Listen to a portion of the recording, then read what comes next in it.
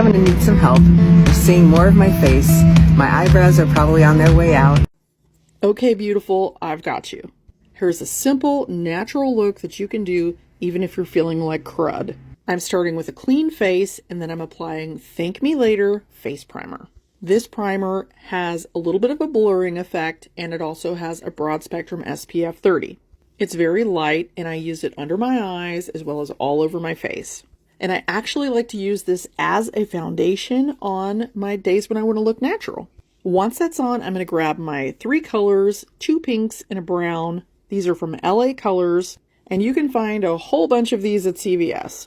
I like to use these in my 5-minute makeup looks because they're so incredibly fast. And when you have to do really, really fast makeup, or you just don't feel like messing around with it, you can use this on your lips, your cheeks, you can use it for contour, and I've even used them for eyeshadow. You can finger blend them in or just use a blush brush.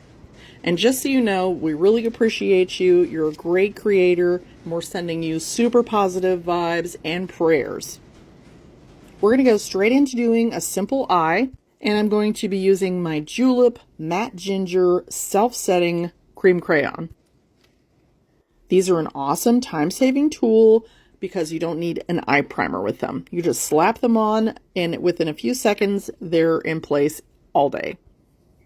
Then I'm going to use an eyebrow powder by Ellisy, and you want to apply this with an eyeshadow brush because the eyeshadow brush will diffuse the color and make it look more natural.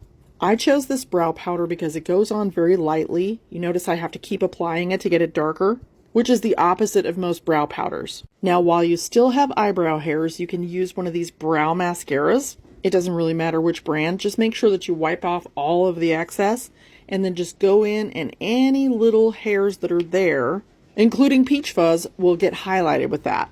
I'm going to tag some videos for you in the description that are going to show you exactly where your eyebrow should start, where your arch should go, and where it should end. And that way, if your brows fall out completely, you've got some guidelines. Now, to clean this up a little bit and make it look more realistic, I've taken a little bit of my e.l.f. concealer and I'm just lightly going under my brow. By the way, if your brows fall out completely, I want you to let me know, and I will make you a video where I shave my brows off and I show you exactly how to do a nude brow from start to finish. And then I'm just blending this out with a Q-tip. No special skills needed, right? Once that's cleaned up, I'm just going to curl my lashes, and then we're going to do a little bit of mascara.